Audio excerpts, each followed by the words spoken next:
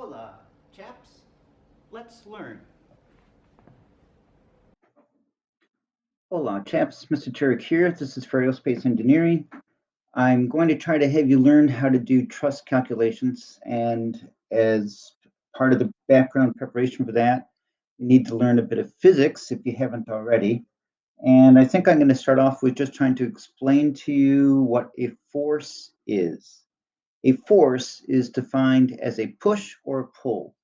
So if I push on this or if I pull on a rope, that is a force. It is a vector, and that means it has a direction to it as well as a magnitude. So these two things together make up vectors. The other class of things are called scalars. A scalar is something that is a magnitude only. An example would be I have a mass of 10 kilograms. Let's see, other scalars. I have an energy of 200 joules of energy. A vector is something that has both a magnitude and a direction that goes with it. So if you said, I'm going at 15 miles per hour, that is still a scalar. But if I said that I was going 15 miles per hour heading north, now that is a vector quantity. It has both a magnitude, 15 miles per hour, and a direction, I'm heading north. So the directions can be typically any of the cardinal directions, north, east, south, or west. It can also be on a relative scale, such as I'm heading to the right, I'm heading to the left, I'm going forward, I'm going backwards, I'm going up, I'm going down. So any quantity that has both magnitude and direction is a vector quantity. And force is one of those things. Velocity is another one of those things. Displacement is one of those things. Acceleration is one of those things. So we encounter them in physics, and you should take a physics course if you're going to become an engineer. So a force is a push or a pull. There are some forces that we tend to encounter quite often in the everyday world, and drawing a free body diagram is a way of showing these forces on a piece of paper. We represent these forces by drawing arrows, and the length of the arrow represents the magnitude to some sort of scale, even if it's not explicit.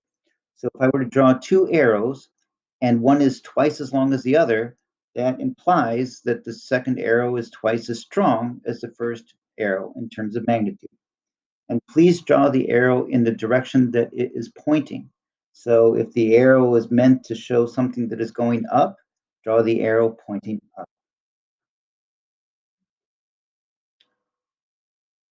If I were to let a ball fall here on the surface of the earth, I could ask you, so what forces make the ball fall? And it shouldn't take too much thinking for you to figure out that the ball falls because the force of gravity is pulling it down. It's not the only force at work here at the bottom of Earth's atmosphere. There's also air resistance, and air resistance, don't tell me that it points up. Instead, tell me that it points opposite the direction of motion.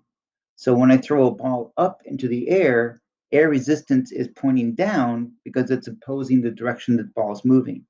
If the ball goes on a parabola, the direction of the air resistance is always changing, just as the direction that the ball is always changing.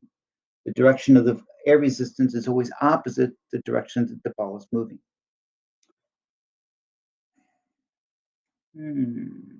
So another force that we often encounter is what if I just take a pen or a calculator and I set it on a table? Well, the force of gravity is still there. In fact, the force of Earth's gravity is acting on every bit of matter in the entire universe. You might think, well, why are the astronauts floating when they're in space? And you might falsely think that they're floating because there's no gravity out there. Now, that would be terribly wrong. The Earth goes around the sun because of the sun's gravity pulling on the Earth. The moon goes around the Earth because of the Earth's gravity pulling on the moon. And the astronauts floating in space are much, much, much closer to the Earth than the moon. The moon is a quarter of a million miles away, or 384,000 kilometers, and the astronauts are just a couple hundred miles from the Earth, or 410 kilometers typically above the surface. So why are they floating? They're floating because they're in free fall around the Earth.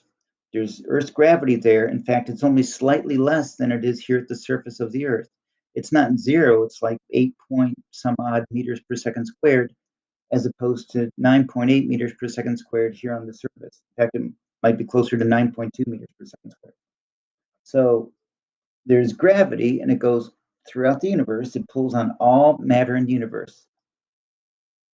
The reason the pen sits on the paper here, or the calculator sits on the table, is because, yes, there's gravity pulling on it, but at the same time, the table is pushing up against it, opposing the force of gravity.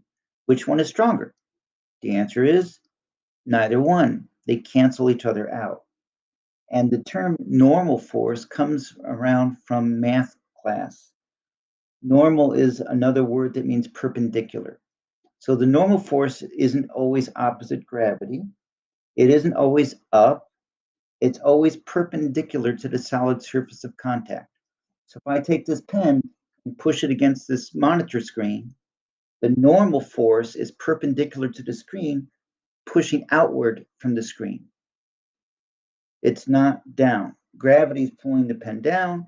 If I were to let go of it, it would fall down. Meanwhile, the screen is trying to stop it from going into the screen.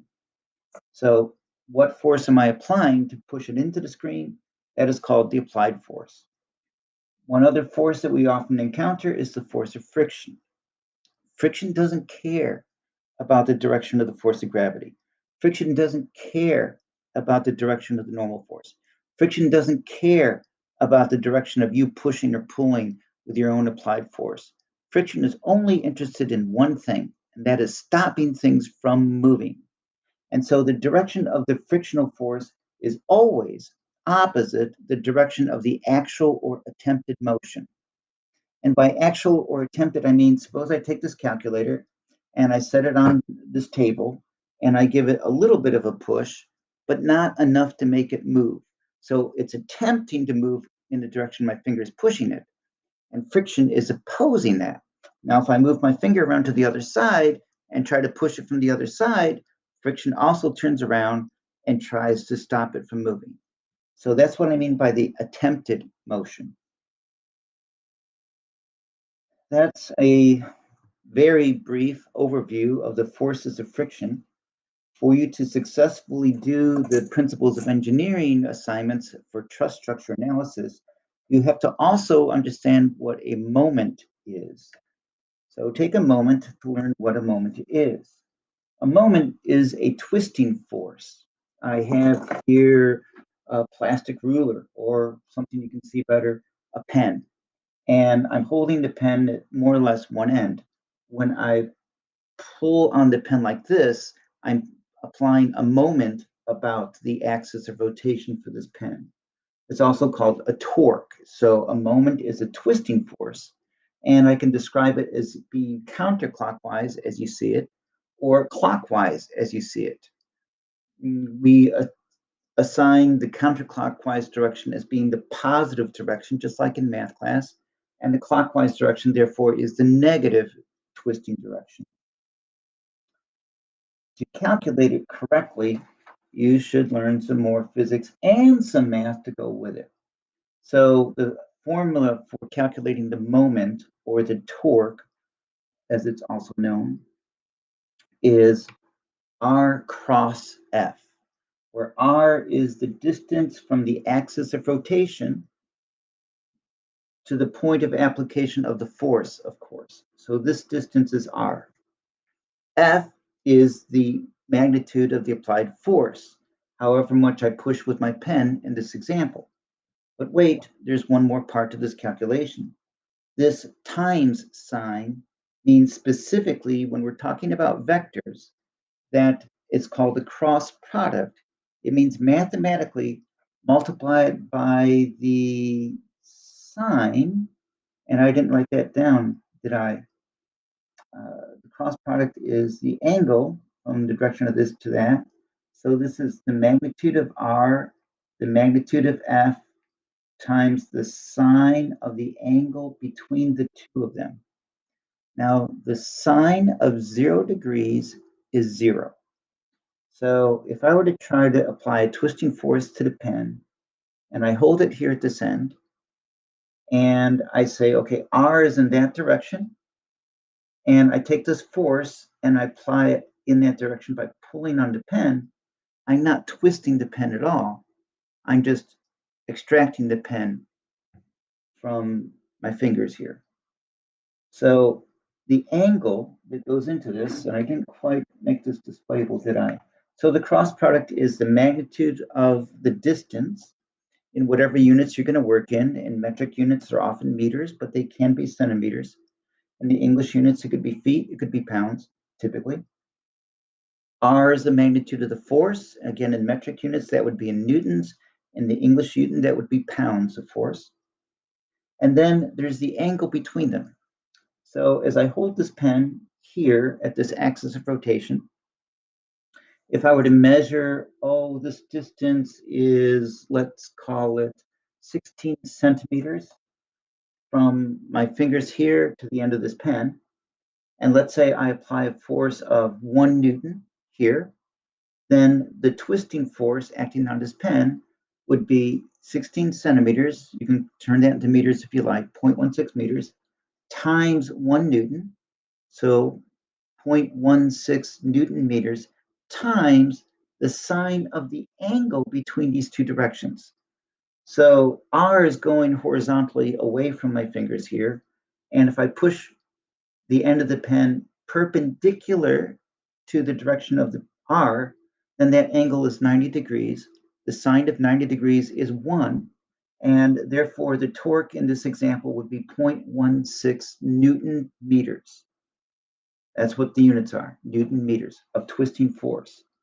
And actually, because this direction is along your negative x-axis, and this direction is a clockwise push, this would actually be negative 0.16 Newton meters. If I push down on this so that it goes counterclockwise, then this is now positive 0.16 Newton meters of twisting force on this pen. Go practice that skill and master everything that I just presented right now so that you can competently calculate truss structures from POE. All right. Good luck. Ciao.